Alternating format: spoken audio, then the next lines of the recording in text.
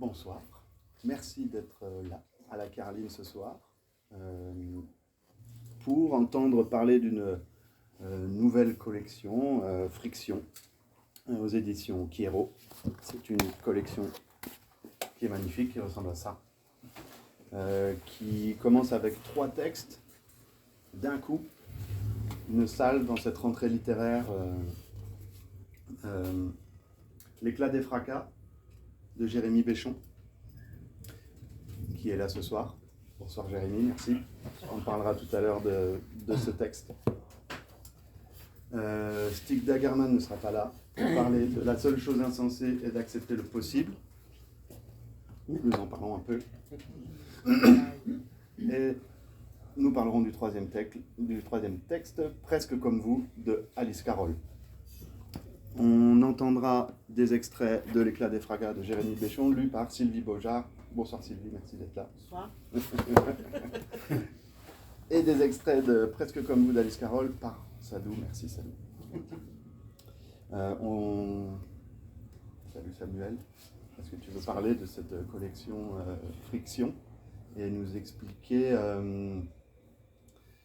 pourquoi tu l'as créée, comment ça t'est venu et comment elle s'inscrit dans ton catalogue Friction. Donc un tout petit peu, donc Kiero c'est une petite maison d'édition fort culturelle, comme son nom l'indique. Kiero c'est un mot hispanisant pour dire j'aime, je veux, je prends, une carte par exemple. Donc c'est un amour assez conquérant à l'espagnol on va dire.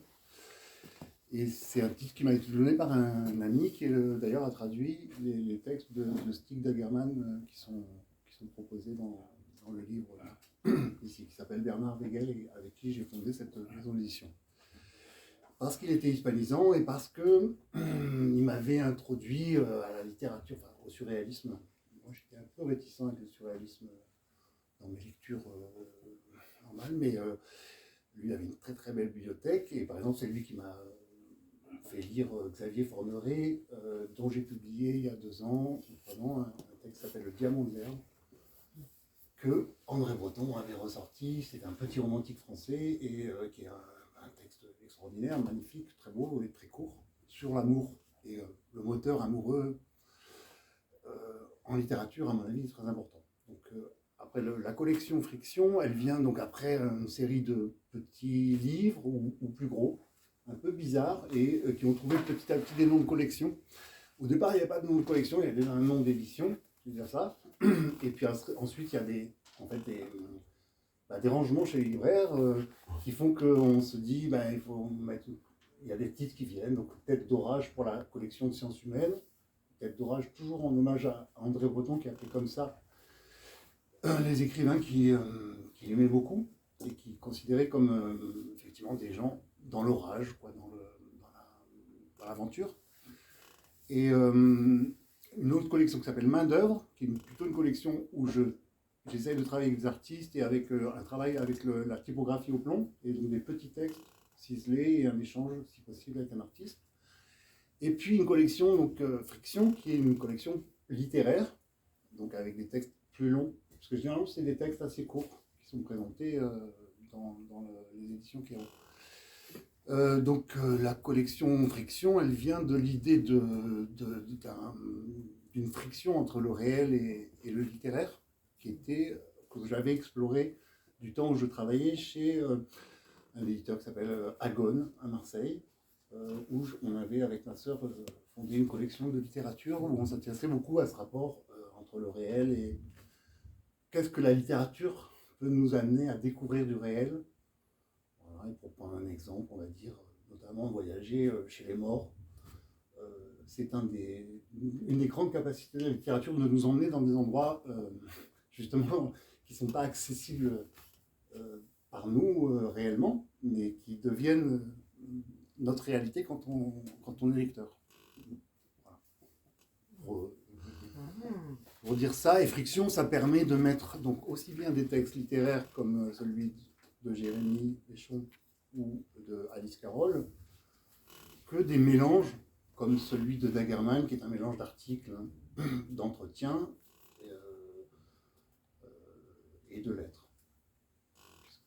littérature, pour moi, est plus large que le roman. Voilà. Et pourquoi ne pas avoir choisi de mettre, puisque on voit assez bien la lecture d'Alice Carroll et de Jérémy Béchon,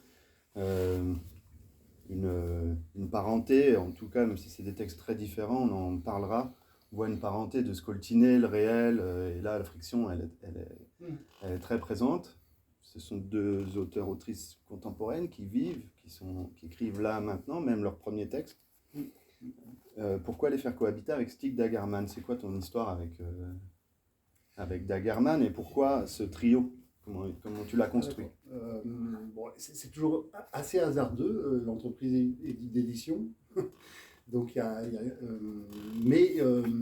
il y a une évidence éditoriale qui consiste à publier quelqu'un qui est beaucoup plus connu, qui s'appelle Stig Dagerman et qui représente une sorte de locomotive en fait, par rapport à deux auteurs beaucoup moins connus. Ça, c'est une évidence.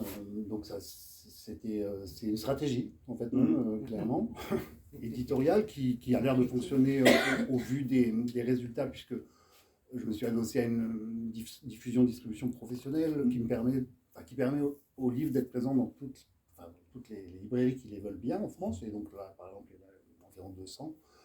Ce qui est beaucoup et ce qui est bien pour... en fait, le travail d'édition, c'est un travail de lecteur et c'est un travail pour chercher des lecteurs. Donc, on rame, on le voit, c'est difficile, mais on passe par les libraires pour essayer ça. Et donc, c'était essentiel d'allier quelque chose. Et les trois, a priori, ça fonctionne pour mon diffuseur-distributeur. Il est content de pouvoir s'appuyer sur Dagerman pour présenter Jérémy Béchon et Alice Carroll aux libraires. Donc, tenter leur chance, en fait. Ouais, c'est ça. Bonjour. Bonjour. On est ouvert pour cette rencontre de la collection Friction aux éditions Kiero. Pour toute autre chose, ce sera demain à partir de 9h. J'ai vu de la lumière, mais il y a même des chaises, et après on boit un coup. D'accord. Je suis un peu désolé, hein, excusez-moi. À bientôt. Bonne soirée. Au revoir.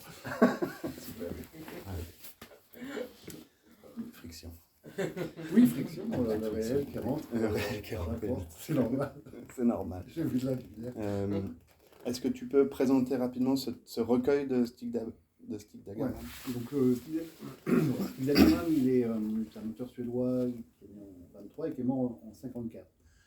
Donc, il est aujourd'hui dans le domaine public. C'est-à-dire que tous ces textes sont disponibles pour l'ensemble des gens qui veulent l'éditer.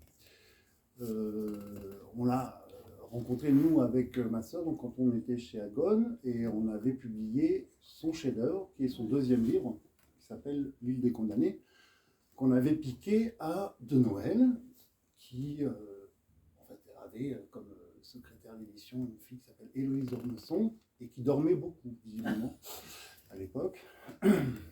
Donc elle a laissé filer L'île des condamnés, qui est un roman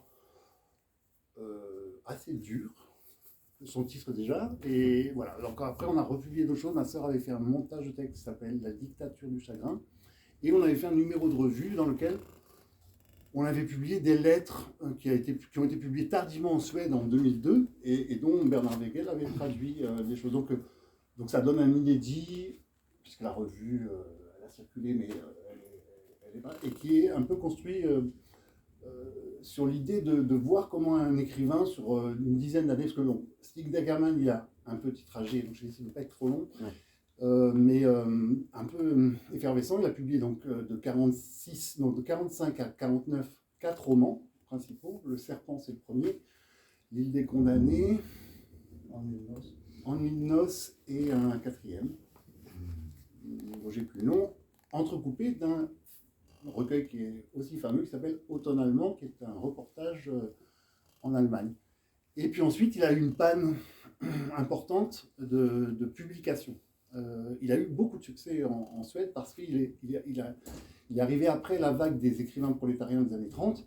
Il a confirmé cette vague, il est très, très engagé. En fait, il était rédacteur en chef d'un petit journal qui existe toujours, anarchiste, qui s'appelle Arbetaren, le travailleur, dans lequel il a continué à écrire d'ailleurs toute sa vie. Et l'anecdote, puisqu'il s'est suicidé en 1954, ce qui en a fait un auteur assez maudit. Et d'ailleurs, le premier livre en français, c'est L'Enfant brûlé. C'est celui que j'ai oublié dans la liste. Donc, c'est les quelques livres qu'il a publiés. Après, il a écrit évidemment plein de nouvelles, écrit plein d'articles. Et donc, il y a eu d'autres livres qui ont existé, notamment chez Maurice Nadeau en France. Mais le premier livre publié en français, c'est 56, c'est L'Enfant brûlé par Gallimard. Et ça donne, en fait, la légende de Dagerman, c'est un poète maudit, c'est le Rimbaud du Nord, etc. Et nous, on essaye de le faire sortir de cette légende-là, parce que, en réalité, il a plus publié de romans, etc., mais il a toujours continué à écrire jusqu'à sa mort. Très précoce. Ben, il s'est suicidé dans son garage à 31 ans. 31 ans. Parce qu'il était désespéré de l'état du monde. Ce qui est logique. Enfin, quand on lit ces textes, on voit bien pourquoi. Notamment sur Automne allemand, parce que c'est un des rares auteurs, avec Sebald, qui a écrit sur les bombardements en Allemagne à la fin de la guerre. En fait, quand on arrête une guerre, on a l'impression qu'il faut une violence encore plus horrible que celle qui a eu lieu avant. Et en fait, les Allemands qui ont subi donc, ces bombardements, lui, il les a... il est un des rares qui a témoigné de cette légèreté des troupes de libération face à ce désastre humain qui consiste à balancer des bombes sur les gens. Voilà. Donc c'est un être très sensible. Ouais. Voilà. Donc voilà, pour le premier texte. Et je pense qu'effectivement, les deux autres livres sont sur cette fibre aussi de sensibilité. Voilà, si on peut, s'il existe un lien dans les ouvrages, Jérémie a publié dans le numéro d'Agerman un texte de théâtre. Voilà, après, moi j'ai une proximité avec les auteurs la plupart du temps, bon, sauf avec Agerman, effectivement. Mais sinon, c'est ça qui m'intéresse, c'est justement d'être au courant des choses. Mais Jérémie, on en parlera plus tard. Ouais. Tu veux présenter l'éclat des fracas? Donc, c'est le deuxième texte, donc l'éclat des fracas, Jérémie Béchon. Un texte de 80 pages. On en parlera après la lecture, mais pour le présenter brièvement, c'est un texte choral qui va raconter par fragments la vie dans une ville en mêlant le plus trivial et l'irruption d'une... on va dire que le réel s'échappe sous les pieds des personnages. Okay. C'est ce que je peux en dire maintenant, mais j'attends Jérémie pour en discuter. C'est un texte qui, en effet, fait friction là très très fortement, hein, à plein de niveaux. Je trouve que c'est un texte qui est en fragments, très explosé, et comme si on assistait un peu à un texte qui a explosé et dont les bouts ne rentrent plus ensemble. Et je trouve que ça crée en effet à la lecture des sensations assez fortes. Mais on va l'écouter.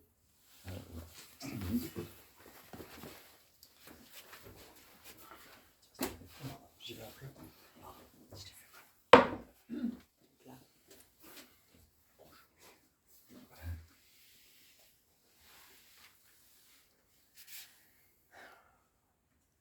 Hey, tu vois ce kleps là, tout seul avec sa laisse? Ce kleps, il est comme moi, il traîne ses chaînes, il avance partout à la fois. Le kleps et moi, tu sais pourquoi? Pas plus d'issue qu'une impasse, pas plus.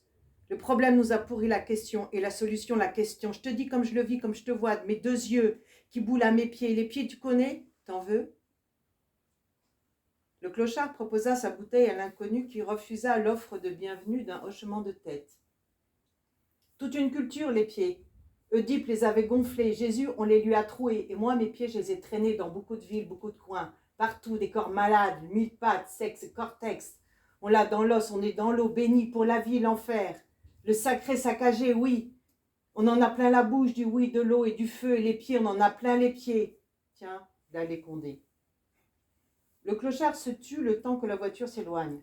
Moi, je te le dis dit comme ça pour rien, parce qu'il y a la nuit, parce qu'on est bien là, peinard, décontracté des pieds, je te le dis. Toutes les rues sont les mêmes et les villes perdues, des villes à permis. On se flingue, la seule chose qu'on n'a pas et qu'on n'a peut-être jamais eu, de l'âme, de l'éternel figé. C'était gagné jusqu'à jusqu'au retour du Messie, du message périmé. Ne ratez pas le coche, la messe, le fouet, tout ce qui reste. On est passé de l'hébreu au slogan. Alors maintenant, on peut bramer à qui mieux mieux. Trop tard. Il faudrait rattacher trop de wagons. On a paumé trop de lignes. Une femme, sur talons hauts, moulée d'une jupe en cuir, montait la rue en cadence. Un manteau court en fausse fourrure caressait ses hanches. Elle accaparait l'espace. Son regard froid fixait la nuit comme si elle savait exactement où se rendre et pourquoi s'y rendre. Un visage rare à cette heure, en cet endroit du monde. Peut-être bien qu'elle aurait pu nous sauver, mais la femme est tout aussi foutue maintenant. Enfermée, elle s'est enfermée, fermante dans le Adam. Ces salauds ont tout prévu, tout prévisualisé. On n'est plus à une caméra près, on est des êtres perçus. Tu piges? Qui s'est cru sauver se crève, pas plus d'issue que d'impasse. Moi je te le dis comme ça, tu me dois rien, tu me dois tout. Tout le mystère, la mission, tu piges? Je sais que tu piges. Le clochard s'envoya une rasade. Voyant que l'inconnu ne partait pas, il poursuivit avec davantage de jubilation. L'Apocalypse, tu connais? La popote du pouvoir? On aime nos démons, on les préfère à nous. Eux, au moins, ils tracent, s'arrêtent pas à chaque carrefour. Ils attendent pas. L'éternel figé et le fantasme payant à crédit des flux, des faux débits, des trous. Ils nous ont pas eu par le début, mais par la fin. Moi, ma petite idée, c'est que l'Apocalypse n'est pas venu. Viendra plus pour un bon moment. On le sait, le champ est libre, ça nous crispe comme jamais. Qui craindre maintenant, hein mon gars, qui croire? On a beau massacrer les prophètes, leur parole finira par jaillir. Ça prendra du temps. Mais la génération sans race, sans aïeux, sans descendants finira bien par venir. Tu sais ce que disait la comtesse? L'espérance est un instinct. Le clochard s'envoya une rasade. Débrouille-toi seul du soleil, du bordel. On est plus nombreux qu'on croit à côté des derniers prophètes. Mais le mensonge chantera encore longtemps, dans les troquets, dans les télés. Fallait pas l'inviter. Le clochard s'envoya une rasade plus longue. L'inconnu en profita pour lui fausser compagnie. Il rentra chez lui d'un pas pressé, se demandant pourquoi il avait écouté le monologue. Pourquoi faire semblant d'être intéressé par de telles divagations? Savoir jusqu'où le clochard irait, celui-ci étant allé jusqu'à l'exaspération pour s'exaspérer encore de soi et d'ici. Il descendit jusqu'au quai désert du port. La marche le calmait. La nuit et la ville étaient en harmonie, alors qu'il n'y voyait que laide confusion quelques minutes avant. Il devait continuer d'avancer, ne pas s'arrêter sur un banc pour jouir de celle-ci. Il continua donc de bon train, la déambulation mentale accompagnait sa marche. Un souvenir d'enfance ressurgit avec précision sur le goudron rose et craquelé. Les 4 enfants sont debout, rangés en arc de cercle dans le couloir, visage baissé, offrant leur crâne. Elle les inspecte. Passe à quelques centimètres d'eux. Ils ont joué au foot sur les terrains de sport pendant les heures de cantine. Braver cet interdit n'est pas grave. Se retrouver seul avec Madame de Woolf l'est. Il lui a suffi d'un mot, à peine crié, pour que tous reviennent. Les 4, qui d'habitude ne répondaient jamais directement aux ordres des adultes, avaient stoppé net tout mouvement, traversé le terrain pour se présenter. Elle en a déjà claqué 2 sur le haut du crâne, de la paume de la main, l'index en avant. L'anneau de sa bague frappe d'un coup sec. La douleur pique, puis irradie toute la tête. Elle ne retourne sa bague que dans les grandes occasions et leur délit ne le mérite pas, ou pas encore. Tous craignent la fureur de Madame de Wulf, dite The Wolf. Grande et sèche, à la limite de la maigreur, toujours vêtue d'un tailleur du même gris que ses cheveux. Son visage est figé d'une telle expression de rigueur qu'on se demande si elle n'est pas née ainsi, vieille et glacée. Ses talons cadencent le couloir. Elle passe la revue. Un enfant émet un ricanement. Elle se retourne, le coup part. L'anneau de la bague s'enfonce dans le cuir chevelu. Elle scrute le visage de l'enfant qui ne tarde pas à sourire. Vous avez trop chaud, jeune homme. Il faut vous refroidir, jeune homme. Elle le prend par le col, le traîne dans la pièce en face de son bureau, un robinet Queen suivi d'un fort jet d'eau. Elle revient, traînant toujours par le col l'enfant à la tête trempée. Elle le place où il était avant son ricanement. Est-ce que quelqu'un d'autre a trop chaud?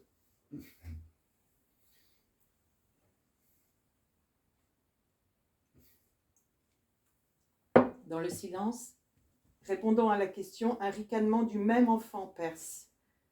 Elle le reprend par le col, le traîne de nouveau dans la pièce. Le robinet s'ouvre, l'eau coule plus longtemps. Les trois autres entendent le souffle interrompu de leur ami qui respire difficilement, la tête coincée sous le jet glacé. Elle revient, replace l'enfant. Elle attend. L'enfant rit encore. Cela recommence plus longuement. Ils entendent son crâne frapper les mailles du bac. L'enfant se débat pour ne pas étouffer. Les trois autres murmurent « Fada, il est complètement fada ». Elle revient, place l'enfant. Il goûte, haletant dans sa flaque. Elle attend. La sonnerie de l'école retentit. Tous sursautent sauf l'enfant trempé et Madame de Wulf. La source cavalcade des troupeaux d'enfants se fait entendre dans les couloirs voisins. L'enfant grelotte, il a un frisson, ricane, puis rit, puis hurle de rire. Allez-vous-en. Les trois partent rejoindre leur classe. La voix hilare de l'enfant résonne dans le couloir qui les happe. L'homme s'assit sur un banc, regarda les flots, reflet 1000 fois vu, vie 1000 fois vécue. Un rat passa sous la rambarde des quais.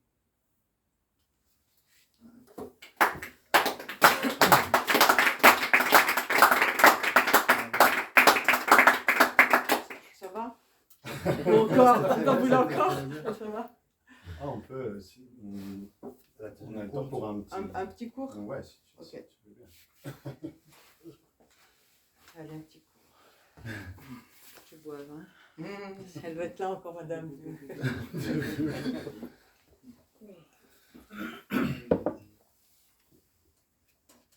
Un petit cours. Donc, autre fragment, page 47.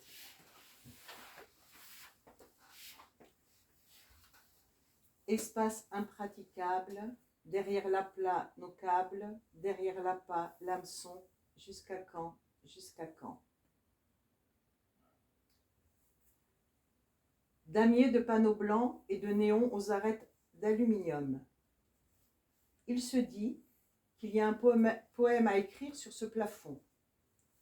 Un poème qui n'existe pas et qui se décline muettement en son esprit. Accrochés à l'angle du mur d'offres d'emploi, les chiffres régulateurs d'attente s'inscrivent en diode rouge sur deux écrans noirs et bombés, comme une paire d'yeux aux iris changeants. Un enfant ne veut pas attendre, assis sur les sièges en bois. Il glisse et glisse sous l'expulsion du siège. La mère, à bout de nerfs, finit par le claquer.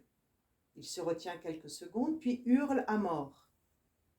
Notre poète aimerait brailler de la sorte devant les bureaux des fonctionnaires, disposés en demi-cercle, séparés d'une vitre de plastique translucide. Son numéro s'affiche. Il se lève, passe entre deux parois. La femme, derrière le bureau, a un visage massif, rigide, dépité. Une expression à la juste mesure du nouveau cas administratif, une radiation. Suite aux questions et au pianotage du clavier, le visage de la femme s'adoucit. Notre poète, ne recevant aucune allocation et n'en demandant toujours pas, n'est plus un dossier encombrant dans la mémoire de l'ordinateur.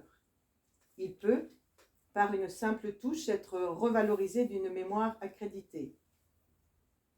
La femme, qui se balance maintenant imperceptiblement sur son siège au dossier amovible, lui demande pourquoi prendre la peine de se réinscrire. Il croit, ainsi, conserver une sécurité sociale.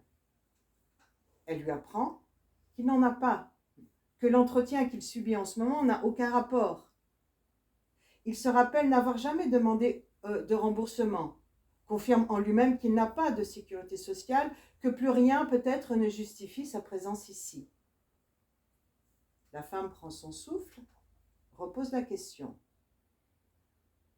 Pourquoi prendre la peine de s'inscrire, de s'ajouter à cette interminable addition de noms et de chiffres auxquels il faut répondre?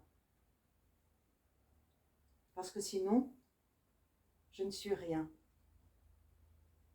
Je n'apparais plus nulle part. Rien. C'est suspicieux. Ce n'est pas pratique d'un point de vue théorique.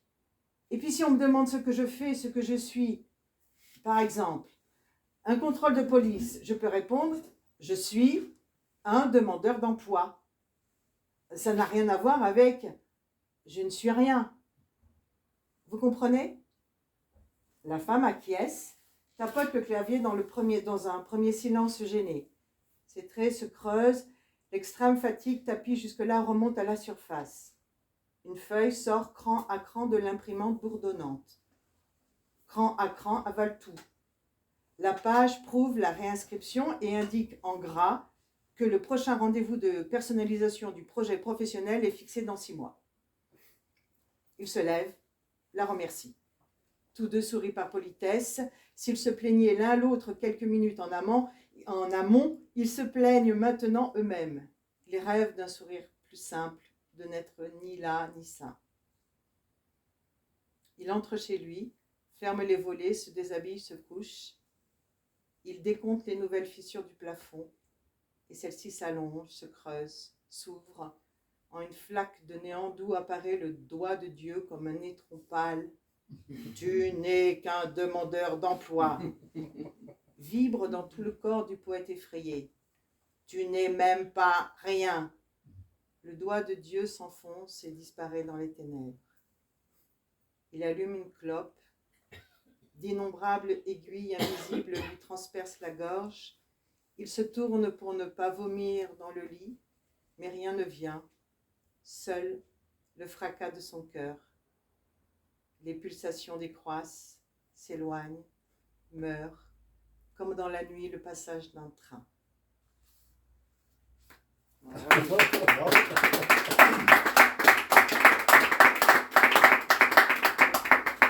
toi.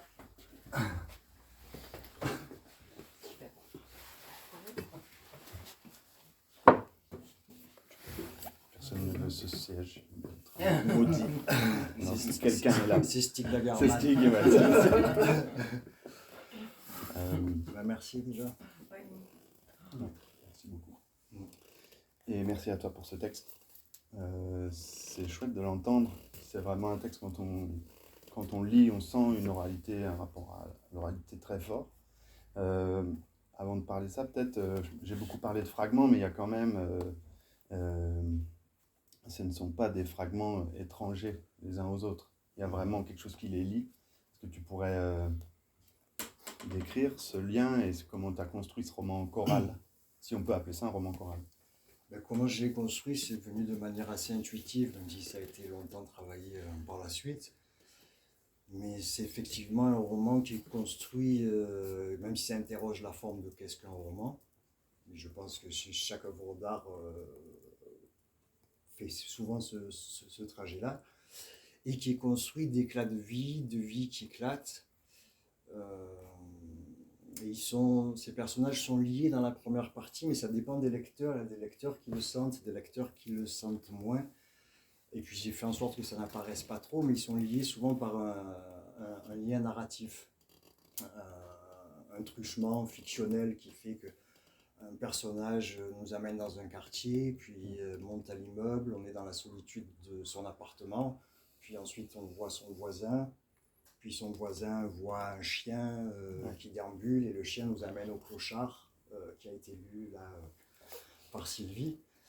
Donc dans la première partie c'est lié par la narration, dans la deuxième partie je me suis lassé de travailler cette chose-là, ça m'a fatigué au fur et à mesure que j'y arrivais, même si c'était difficile.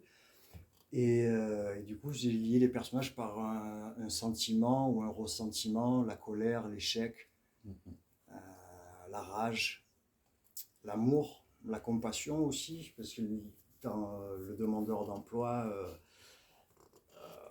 une fois qu'ils n'ont plus à s'affronter par l'administration, ils aimeraient bien communiquer entre eux, cette femme et ce jeune homme, quoi. Et hein? Les amants. C'était un lapsus sympa. Ouais. Lapsus, ouais. Et, voilà, et dans la troisième partie, c'est un manœuvre qui creuse une tranchée au pied de la Sainte-Victoire, de sa face la plus raide, de sa face la plus sombre. Et là, le récit est volontairement plus long et les autres personnages se dissolvent et deviennent satellitaires de ce manœuvre qui creuse cette tranchée, qui s'emmerde à creuser.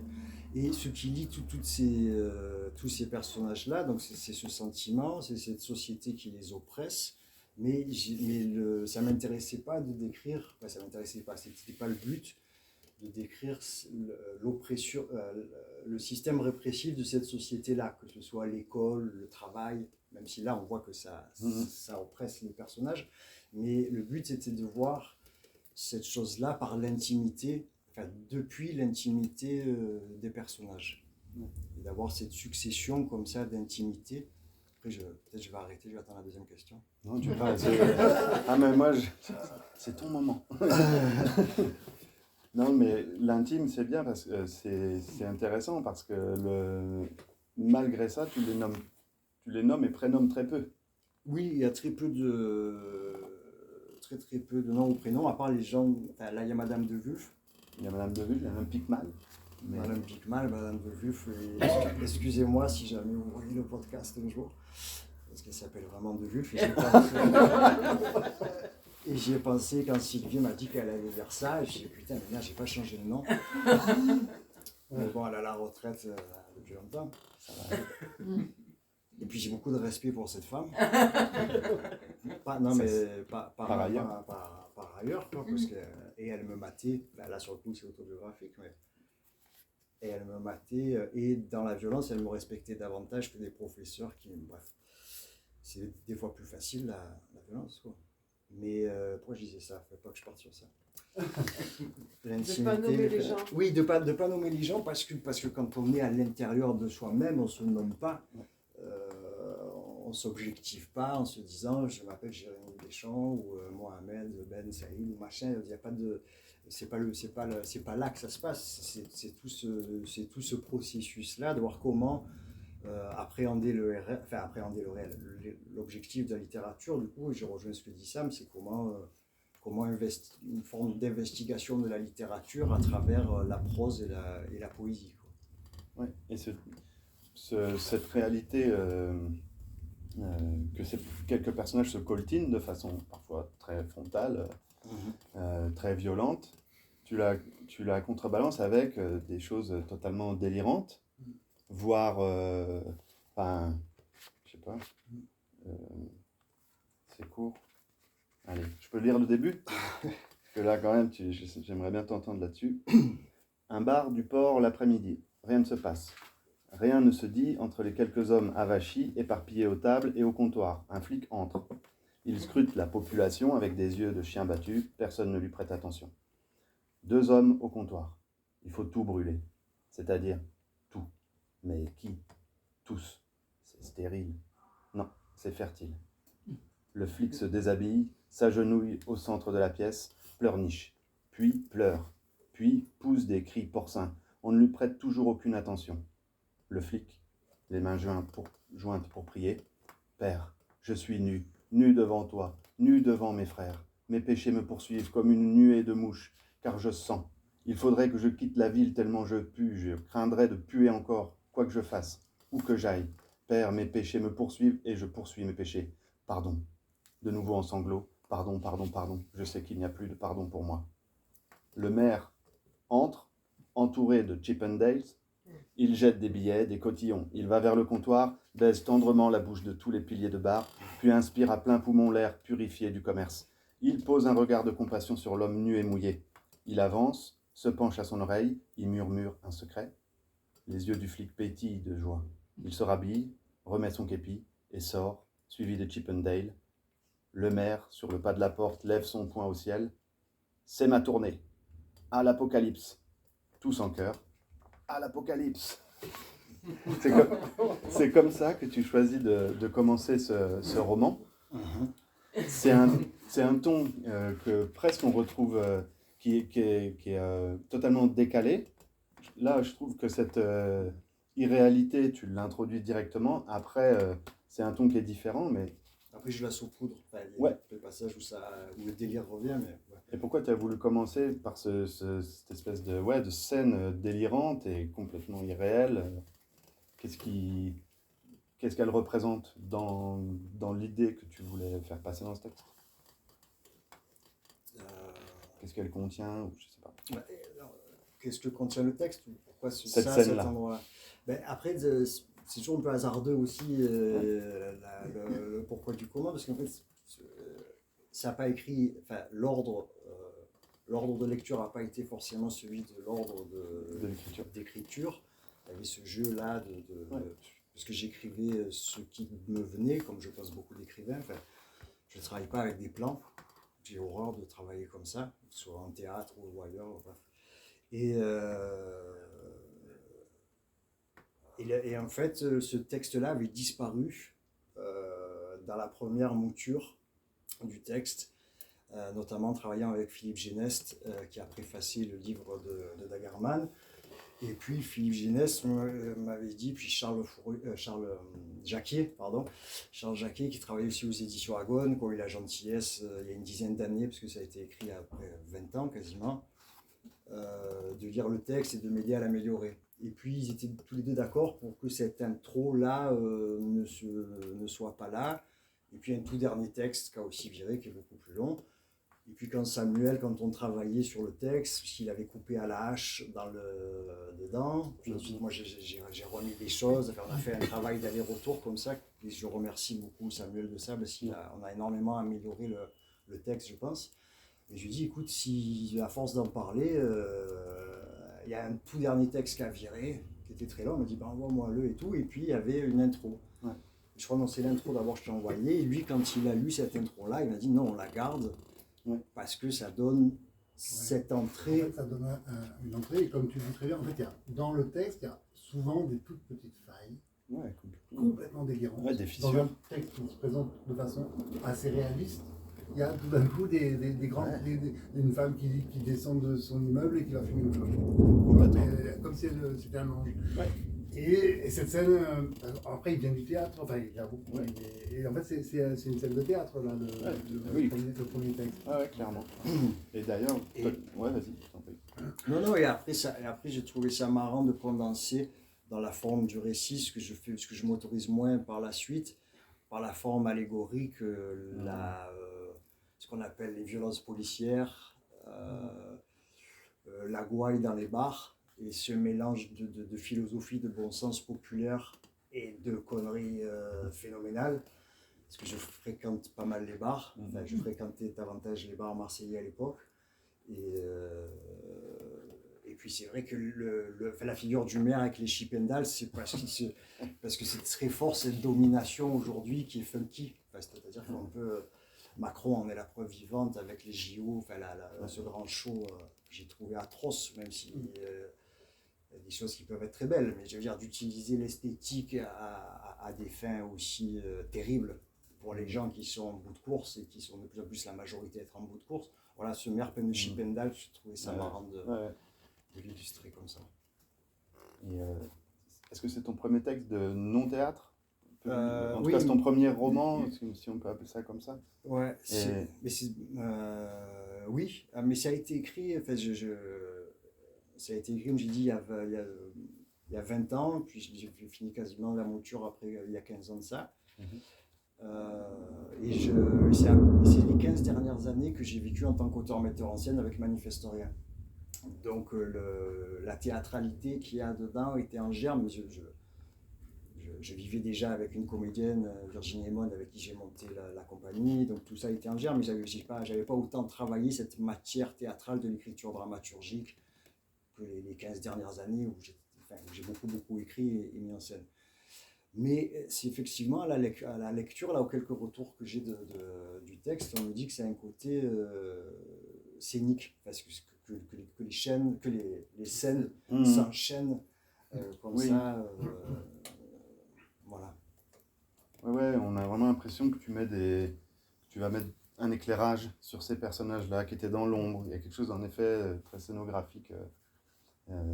Et du coup, dans l'écriture, par rapport à l'écriture théâtrale, c'est quelque chose. Tu peux faire un parallèle, c'est quelque chose qui a été douloureux pour toi, plus douloureux que l'écriture théâtrale.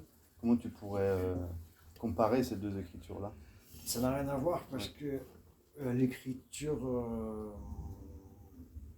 Je vais essayer de ne pas partir sur le théâtre, parce que sinon je vais être long, et puis il y a plein d'autres fois où je peux m'exprimer sur le sujet. Mais l'écriture théâtrale, pour moi, est très orale. C'est-à-dire que je supporte pas, enfin moi, je supporte pas, j'aime pas beaucoup au théâtre les textes qui sont écrits, enfin, qui sont trop écrits. Il faut que les acteurs jouent comme on parle, ils donnent cette illusion-là, parce que c'est pas du tout le cas, mais bon, il faut arriver à faire ce truchement-là. Et surtout, l'écriture dramaturgique, c'est une écriture collective. C'est-à-dire qu'on écrit, enfin moi j'écris pour des comédiens, pour des comédiennes, avec eux, ils critiquent votre texte, vous le refaites, et toute l'écriture théâtrale est comme ça. Molière, qui était le grand génie de dramaturgique, n'a pas écrit seul, et il était comédien, et il avait une troupe, et c'est cette dynamique-là qu'a pu créer, qu'a pu faire exprimer son génie. Alors que l'écriture de la prose ou de la poésie, on est beaucoup plus seul, même si on ne l'est jamais. La preuve en est, Philippe Géneste l'a lu, Samuel l'a retravaillé. Donc en fait, la solitude totale de l'écrivain n'existe pas, c'est un mythe aussi, je pense. Mais l'écriture de prose et de poésie se fait dans la solitude beaucoup plus forte et beaucoup plus intransigeante pour moi. Enfin, c'est-à-dire que dans l'écriture théâtrale, je fais que ce qui me plaît, mais le but c'est de plaire et de divertir. Il y a toujours sinon le théâtre n'est pas intéressant, alors que dans la prose ou la poésie, je me donne le droit de ne plaire à personne, dans l'espoir de conquérir les foules. Mais en fait, je m'en tape complètement, quoi. C'est juste une nécessité d'exister. Enfin, la vérité, c'est une forme de survie métaphysique, quoi, de survie sociale, d'écrire. Et sur l'écriture, je ne suis pas trop long sur la réponse. Je n'ai aucune exigence. Parce que j'ai toujours peur d'avoir rien à dire, et après, s'il y a 3 personnes, je m'arrête plus. C'est vrai, hein, parce que je dors chez eux, c'est aussi. Et qu'est-ce que je disais? Parce que je me perds aussi souvent. Ah oui, sur le style. Enfin, le style. L'écriture, après, j'ai voulu que ce soit le plus simple et le plus direct possible. Donc après, c'est vachement bien aussi que Sylvie soit choisi ce passage du clochard, parce que c'est un autre style que j'ai pu faire pendant des pages et des pages que j'ai jetées. Enfin, il y a plein d'autres recueils comme ça que j'ai bazardés qui étaient plus dans ce style-là. Mais après, à part cette oralité-là feinte, encore une fois, moi, la littérature qui me plaît, celle qui me plaît à écrire, et dont j'espère les lecteurs s'en empareront, c'est qu'on l'ouvre à n'importe quel endroit et ça parle. Et quel que soit son niveau, après c'est une utopie, parce qu'on sait très bien que l'origine, il y a plein de choses qui règlent pourquoi ce livre, pourquoi telle personne, il y a peu de hasard. J'ai fait beaucoup de sociologie avec le théâtre aussi, mais en tout cas, n'importe qui à n'importe quel moment puisse ouvrir et que ça puisse lui parler, quoi qu'il dise. Et que ce soit le plus simple, le plus direct possible, parce que pour rendre compte de la complexité du monde et des êtres humains et de cette intimité-là, je pense qu'il faut être simple. Voilà. Merci Jérémy. Merci beaucoup.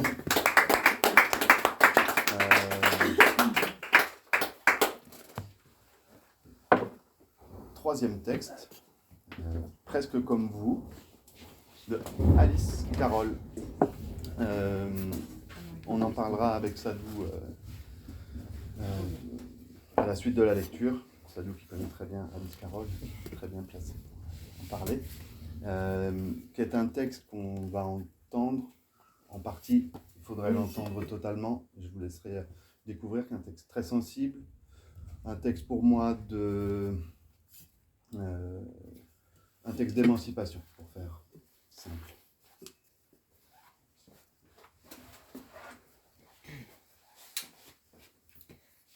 J'ai grandi à la campagne.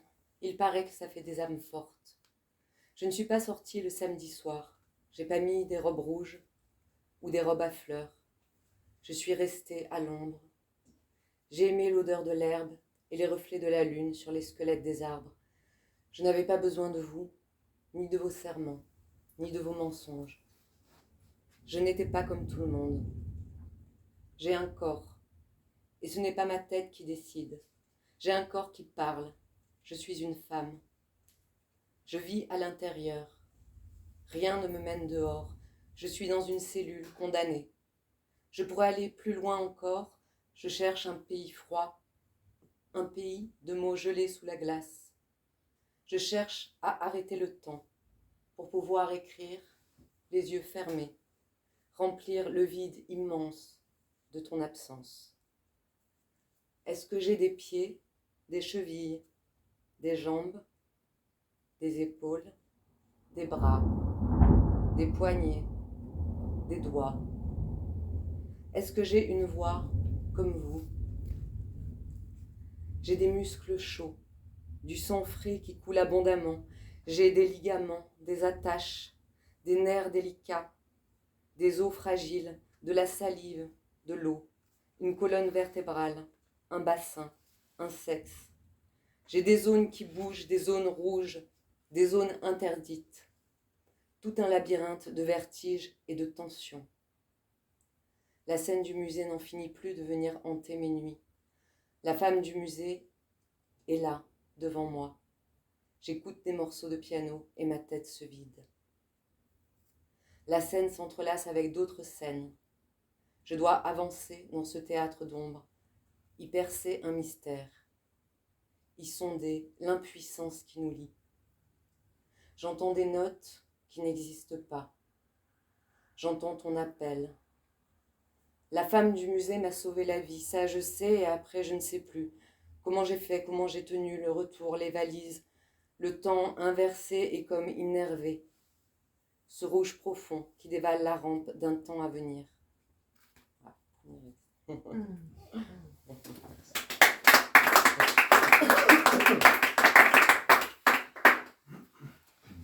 Un tout petit deuxième. Après, j'avais pas prévu de le dire beaucoup. Okay. Un oiseau passe vite en sifflant trop fort. J'attends. Il n'est pas très loin. Si je me concentre, je peux dire la distance qui nous sépare, un bon mètre.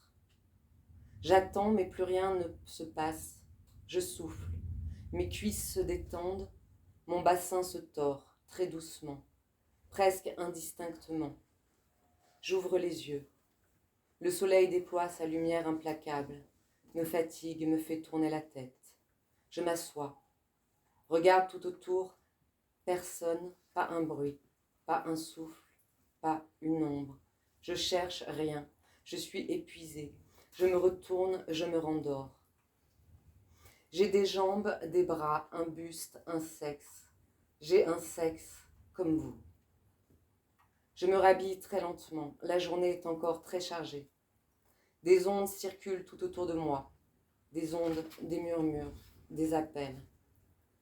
Et puis soudain, un profil se détache. C'est sans doute lui qui me tourne autour et s'assied à côté de moi. Il regarde sans rien dire et je regarde en retour. Nous restons ainsi plusieurs minutes. Il prend ma main qui tremble. Il sent la peur, la frustration. Il sent l'envie et le dégoût. Il sent, il voit, il est bien là. Je n'ai pas rêvé. Il est réel. Voilà.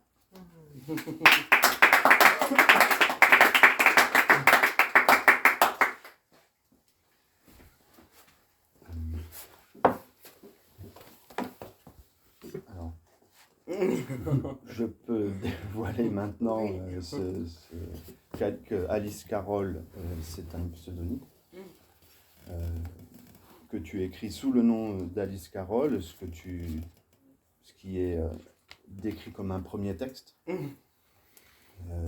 Est-ce que rapidement tu peux nous expliquer comment t'es venue cette nécessité ou cette envie de d'écrire un premier texte avec ce pseudonyme? Plus une nécessité. En fait, pour moi, ce texte, je l'ai écrit aussi il y a longtemps, il y a une quinzaine d'années, presque comme vous. Du coup, je l'ai aussi repris avec Samuel et réarticulé. Et voilà, il a bougé. Mais pour moi, c'était vraiment une voix qui m'a traversée à ce moment-là et qui n'était pas la mienne. C'était important pour moi de le savoir. Voilà. Et du coup, je trouvais que c'était bien de lui donner une autonomie et voilà, de le détacher de moi plus complètement. Et puis après, effectivement, je l'ai monté sur scène, voilà, D'accord. avec Bernadette Résimond qui a fait la mise en scène. Et c'était aussi une manière de mettre de la distance, voilà, que ce soit pas Sadou Chapka. Ouais, ouais.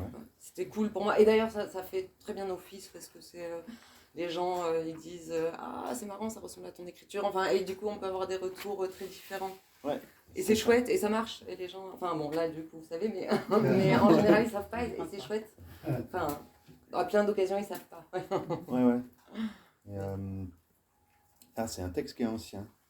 C'est, et à quel point tu l'as retravaillé? Comment on retravaille un texte qui est ancien comme ça?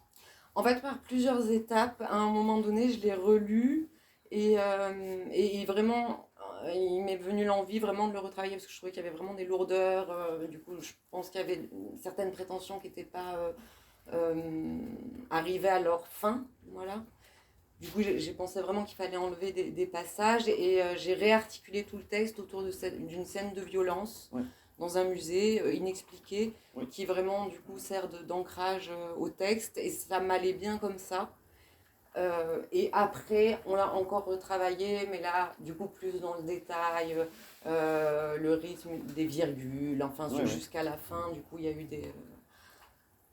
essayer vraiment de trouver la fluidité la plus totale possible. Après...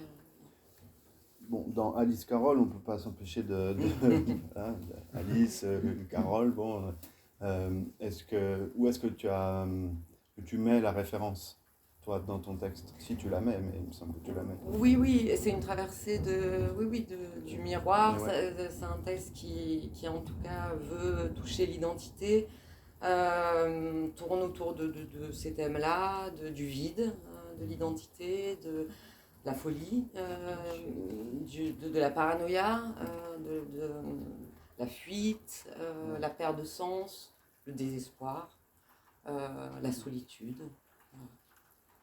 Je parlais tout. Ouais, mais enfin, c'est ma lecture à moi. Ouais. Je parlais tout à l'heure que c'était pour moi un texte d'émancipation, parce que je pense que c'est un texte qui fait aussi du bien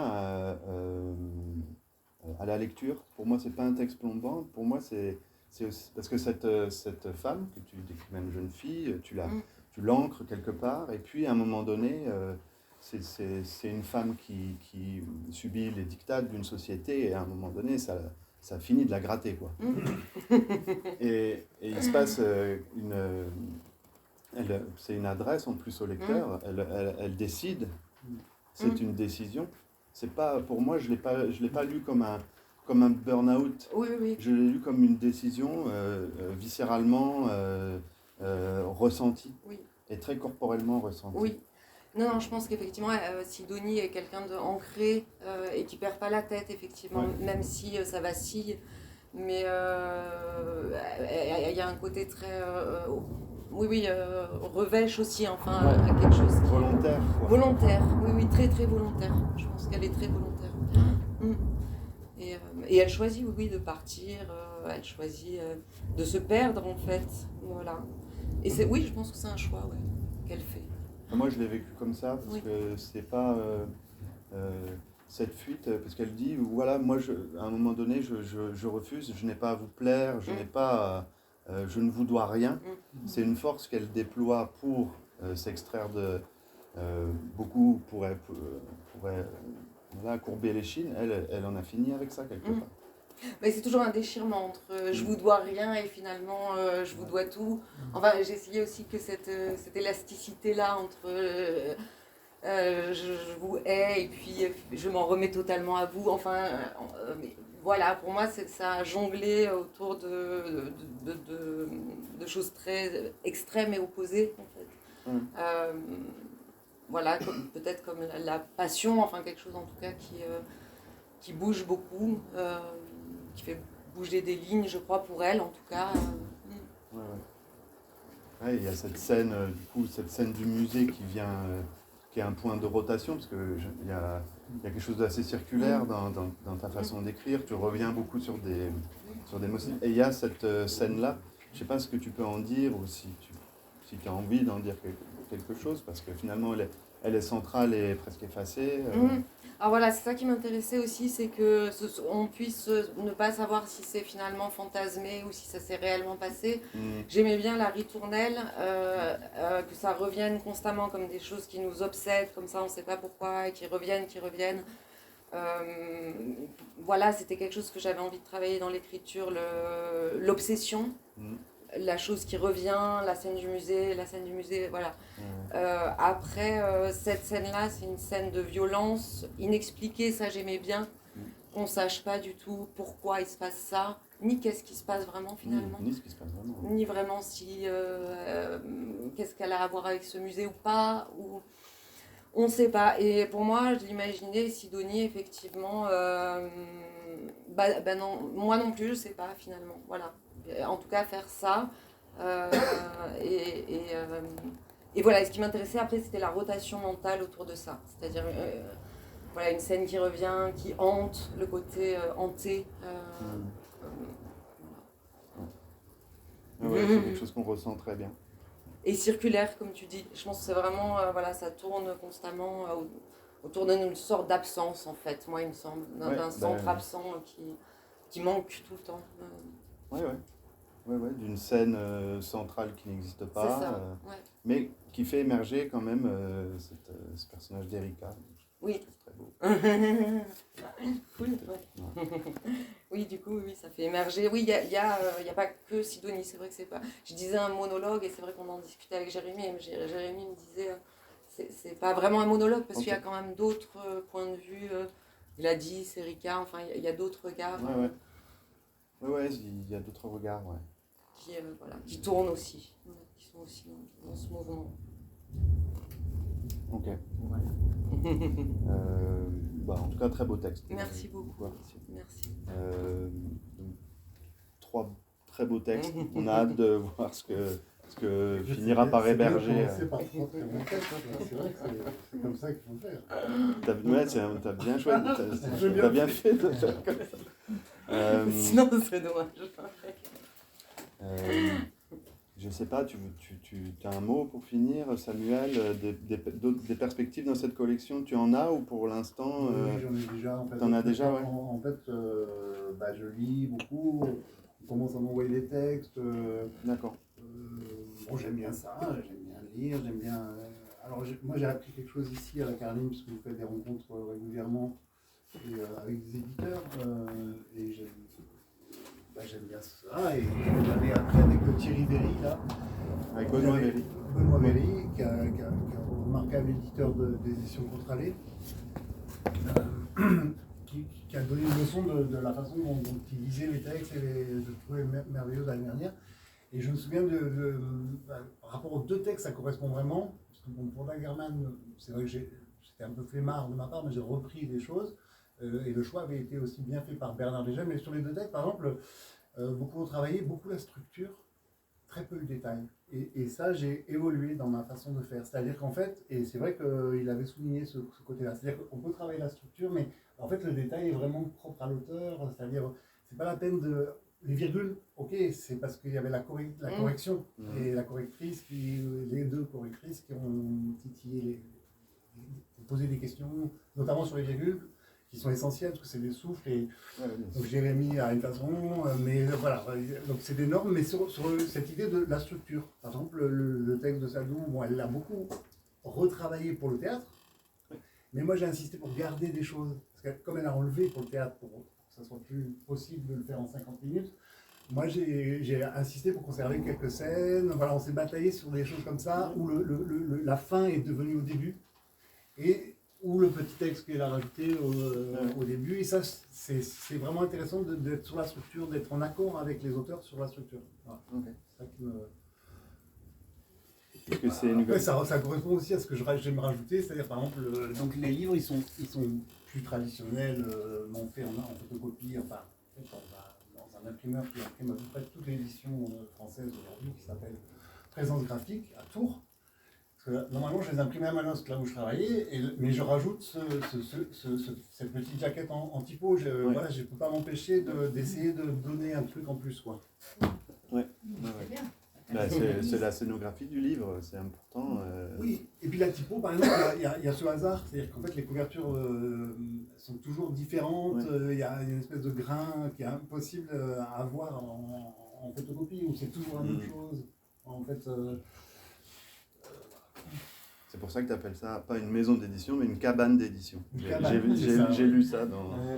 Je trouve ça hyper beau comme formule. Voilà, petit éditeur, cabane. Bon, en même temps, la cabane elle est grande, hein.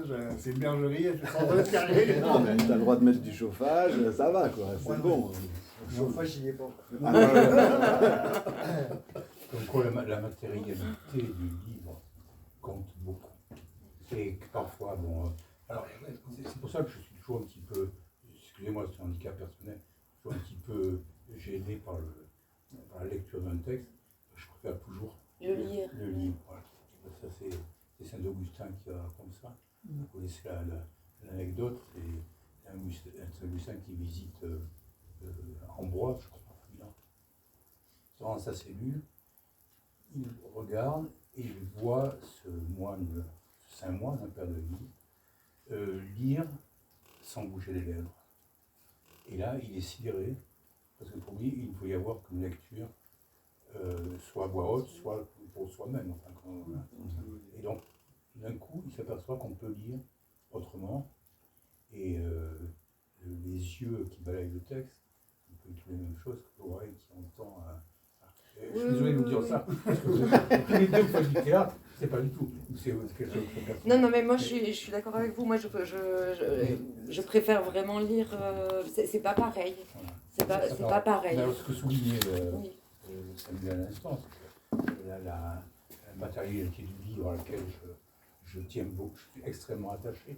L'objet livre rappelle toujours que c'est aussi, j'en parlais tout à l'heure, un objet matériel qui s'achète, qui se vend, qui se prête, qui se donne, mais qui est un objet d'échange. Et que cet objet d'échange, qu'il soit marchand ou non, et que cet objet existe en tant que tel, ou plutôt fascine en tant que tel, il faut qu'il y ait cette matérialité, et si je veux dire aussi cette abondance. Voilà. Même si on ne lit pas tout, il faut que ça existe autour de nous. Merci. Raymond est un libraire. Hein, Je suis un peu dans l'âme encore. Est-ce qu'on finit là-dessus, on boit un verre pour finir la discussion, ou quelqu'un a une remarque, une question? Bien sûr. Je me retrouve tout seul là, bien Samuel, ça me fait pas. Qui m'a frappé, chez chacun de vous, une question très personnelle, que je n'ai pas obligé de répondre. C'est que donc, tous les deux, le point commun, c'est que vous avez écrit ces textes il y a quand même pas mal de temps, 20 ans, je crois, 15 ans, et que ces textes, j'ai bien compris, n'avaient jamais été publiés auparavant. Et d'où vient ce besoin, j'imagine que c'est un besoin, de le voir édité comme un livre, comme aussi, C'est une grande question. sa matérialité. Tu veux répondre, Jérémy? Peut-être, si on répond, si on met la main, non? Sinon, Après, on peut clore aussi, mais si on répond, mais déjà qu'on est entre nous, tout ça. Non, mais vas-y, pourquoi le... Ah non, mais c'est à vous la question. Je commence, non. Mais pourquoi ça sort que maintenant, donc non, la question c'était pourquoi être publié en fait? Pourquoi vouloir absolument être publié? Non, parce que je pense que tout texte a vocation de trouver son lecteur, c'est tout. C'est que si on n'écrit pas que pour soi, même si je disais tout à l'heure que j'écris sur une forme de survie ou d'occupation, ou, on écrit, Moi, je répondrais pareil aussi. on écrit toujours pour les autres. Pour quoi. partager, Comme donner à lire. pour donner à lire, Seul. et puis des fois, effectivement, quand il est qu'à soi, on ne sait pas, enfin celui-là notamment, moi, j'ai pu être des fois très emballée, ouah, j'adore, et des fois pas du tout, en me disant, du coup, c'est super riche d'avoir des retours dans le réel, en fait. Enfin, vraiment, ça fait grandir, je pense, en tout cas quand on écrit et qu'on a envie de grandir avec ça. Et quand matériellement il est édité, est-ce que tu le lis pas autrement? Je le lis plus en fait, parce que j'en ai marre. Non, est-ce que tu l'entends pas autrement ou est-ce que... Si, ça n'a rien à voir, bien sûr. C'est vraiment un écrin. Ouais. Ça n'a rien à voir avec des feuilles. Si. Et puis, bon, même la gravure et tout, ça donne un autre imaginaire encore pour moi. Ça l'envoie encore ailleurs. Ça le fait bouger encore. Ouais. C'est toi qui l'as choisi, l'illustration? Non, c'est plutôt Samuel, mais avec mon accord. Non, rien. Mais c'est Samuel qui l'a choisi. Oui, généralement, c'est moi qui propose et c'est toujours avec l'accord des auteurs. Donc, Emmanuel Dufossé pour la gravure, c'est une amie commune qui a fait un travail extraordinaire sur une série de femmes comme ça, très. Au fusain. Comment dire, en attente. Femme en attente et un peu violentée, on ne sait pas trop. Et bon, là, il y a une valise, il y a une espèce d'Ophélie qui correspondait bien au texte de Sardou. C'est un grand format. Oui, c'est un grand fusain, réel, très grand en fait. 3/2, enfin, du coup, voilà, à la réduction aussi, on garde une qualité. Après, ça le transforme, mais il est à l'intérieur, lui, et la petite joggeuse en porcelaine avec la tasse, c'est une fille qui s'appelle Anne van der Linden, avec laquelle je vais faire un prochain livre avec un autre auteur, et qui est une dessinatrice un peu punk, et tout ça. Et j'avais fait une autre proposition qu'avait pas accepté Jérémy, et celle-là, ça lui allait bien. Voilà. À la fois, ça faisait un clin d'œil avec le premier jogger du premier texte. Et puis cette femme avec une tasse qui a une lance, une francheté. Et par rapport à la question des 15 ans, en fait, moi je me suis en fait interrogé sur ça, enfin des 15 ans, de publier un texte 15 ans après. En fait, il y a une question d'origine sociale. C'est-à-dire que Sardou, elle a tenté de le faire publier ailleurs, elle a eu des refus avec des lettres de retour encourageantes et qui lui ont indiqué par exemple que c'était quelque chose qui avait plutôt à voir avec le théâtre. Moi je le lis, je trouve que c'est important et elle continue à vouloir le faire vivre, mais c'est vrai que évidemment on n'a pas à Forcalquier la possibilité d'être copain avec il n'y a pas tellement de maisons d'édition et tout ça. Enfin, je dis Marseille, il y a pas mal de maisons d'édition, mais peut-être que toi tu as moins envoyé, j'en sais rien. Voilà, je pense que c'est moi qui ai voulu aussi, hein, mais effectivement, il s'explique aussi par une disposition sociale. C'est-à-dire que vous êtes Sardou, qui a beaucoup publié, qui a publié 7 recueils de poésie, tout ça, n'est pas non plus quelqu'un qui a une, on va dire, une réussite sociale qui lui permettrait de publier tout ce qu'elle écrit. Par contre, voilà, elle écrit, c'est indéniable. Et après, c'est vrai que moi, j'ai cherché en partie à le faire éditer, mais j'ai vite été lassé de ça. Parce que les quelques retours, enfin voilà, il y a eu très peu de retours parce que les éditeurs lisent peu les textes, ça me peut être toujours d'accord, mais moi quand même un peu pas. Très peu, et les quelques retours que j'ai eu au bout d'un moment, c'était, j'entendais, c'est bon, mais c'est trop noir. Et c'est vrai que là, je dis, voilà, s'ils veulent de la merde en rose, à quoi bon, quoi, envoyer à des éditeurs, ça m'a... Et du coup, vu que je vivais par la mise en scène, je pouvais dire ma rage ou mon amour différemment sur les planches avec des comédiens, comédiennes, donc c'était une perte de temps. Même si au théâtre, on perd du temps pour monter des pièces, trouver des fonds et tout, mais c'était une perte de temps de encore envoyer son texte à un gars qui en a rien à brère. Et si jamais il vous le lit, en plus, enfin bon. Et puis c'est Samuel, en fait, qui avait lu ce texte il y a 15 ans de ça, et qui est venu me chercher. Enfin, la vérité, c'est quand même, ça s'est passé... Moi, au départ, je voulais ça publier s'est passé comme ça. juste la fin, plutôt dans la collection. Et je t'en remercie Main d'œuvre. grandement. Parce que Surtout que quand il m'a appelé, j'ai un moral un peu comme les personnages, des fois. J'étais pas au meilleur de ma forme. Et merci. Je t'ai coupé, pardon. Non, mais c'est parce que je voulais publier juste le texte de finale qui est donc un manœuvre qui creuse sa tranchée, que je trouve intéressant comme texte final, mais qui à mon avis peut exister tout seul en termes d'édition. Et puis il me renvoie, parce qu'il n'avait pas le temps, il m'envoie l'ensemble. Et en fait, j'ai relu l'ensemble et du coup j'ai hésité et voilà, c'est le hasard, tu vois. Enfin, et je me suis dit non, c'est bien. Enfin, il me l'a aussi bien parlé, tu vois, de cet ensemble, parce que c'est un portrait de la ville de Marseille, quelque part, du quartier, de la ville.